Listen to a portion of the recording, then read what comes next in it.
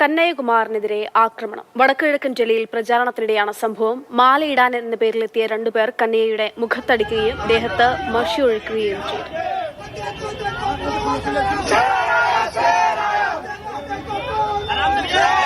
അർജുൻ പിതാംബരൻ ജില്ലയിൽ നിന്ന് വിവരങ്ങളുമായുണ്ട്. അർജുൻ, ഈ മാലയും ബുക്കയുമായൊക്കെ എത്തിയിട്ടുള്ള ആക്രമണ സംഭവങ്ങൾ ഇത് ആദ്യമൊന്നുമല്ല, നമ്മുടെ നാട്ടിൽ മുൻപും ഉണ്ട്, ഒരുപാട് സംഭവങ്ങളുണ്ട് ഇങ്ങനെ. ഇത് എന്തിനായിരുന്നു കന്നയ്യയ്ക്ക് നേരെ ഈ ആക്രമണം എന്നതിനെ പറ്റി എന്തെങ്കിലുമൊക്കെ വിവരങ്ങൾ ലഭ്യമാകുന്നുണ്ടോ? ഡൽഹിയിൽ എവിടെയാണ് ഈ ആക്രമിച്ച ആളുകളെ തിരിച്ചറിഞ്ഞിട്ടുണ്ടോ?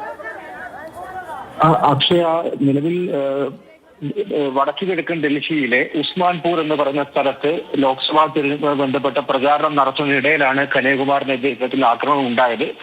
വടക്കു കിഴക്കൻ ഡൽഹിയിലെ ഇന്ത്യ സഖ്യ സ്ഥാനാർത്ഥി കൂടിയാണ് കനയ്യകുമാർ. ഇത്തരത്തിൽ അദ്ദേഹം പാർട്ടി ഓഫീസിൽ നിന്നും പുറത്തേക്ക് വരവെ മാലയിടാൻ എന്നുള്ള വ്യാജേന രണ്ടുപേർ അദ്ദേഹത്തിന്റെ അടുത്തേക്ക് വരികയും മുഖത്തടിക്കുകയും അതുപോലെ തന്നെ ദേഹത്ത് കറുത്ത മഷി ഒഴിക്കുകയുമാണ് ചെയ്തത്. ആ ആക്രമണം നടത്തുമ്പോൾ അവർ അതിനിടയിൽ നിന്നും രാജ്യത്തെ വിഭജിക്കാൻ ശ്രമിച്ചവൻ രാജ്യദ്രോഹി എന്നെല്ലാം തന്നെ പറയുന്നുണ്ട്. അതായത് നേരത്തെ കന്യാകുമാറിനെതിരെ ഉണ്ടായിരുന്ന ആരോപണങ്ങൾ അവർ വീണ്ടും ഉയർത്തിക്കാട്ടി അദ്ദേഹത്തിനെതിരെ ആക്രമണം നടത്തിയതാണ് എന്നുള്ളതാണ് നിലവിലുള്ളൊരു നിഗമനം എന്ന് പറയുന്നത്. അതുപോലെ തന്നെ ഈ ആക്രമികളായിട്ടുള്ള രണ്ടുപേരും BJP സ്ഥാനാർത്ഥിയുടെ വടക്കുകിഴക്കൻ ഡൽഹിയിലെ തന്നെ BJP സ്ഥാനാർത്ഥിയാണ് മനോജ് തിവാരി.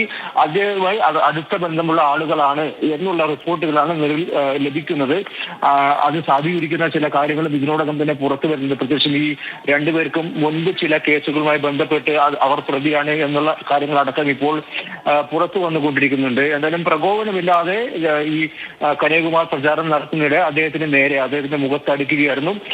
അദ്ദേഹത്തിന്റെ ഒപ്പം തന്നെ ഉണ്ടാകുന്ന മറ്റ് 2-3 പേർക്ക് കൂടി പരിക്കേറ്റിട്ടുണ്ട്. ഒപ്പം തന്നെ ആം ആദ്മി പാർട്ടിയുടെ ഒരു വനിതാ കൗൺസിലർക്ക് കൂടി ആക്രമണം ഏറ്റിട്ടുണ്ട്. അവരും പരാതി നൽകിയിട്ടുണ്ട്. ഈ കനയ്യകുമാറും ആം ആദ്മി പാർട്ടിയുടെ വനിതാ കൗൺസിലറും ചേർന്നാണ് ഇപ്പോൾ പരാതി നൽകിയിരിക്കുന്നത്. കേസ് അന്വേഷണം നടത്തുമെന്നുള്ള കാര്യം പോലീസും അറിയിച്ചിട്ടുണ്ട്.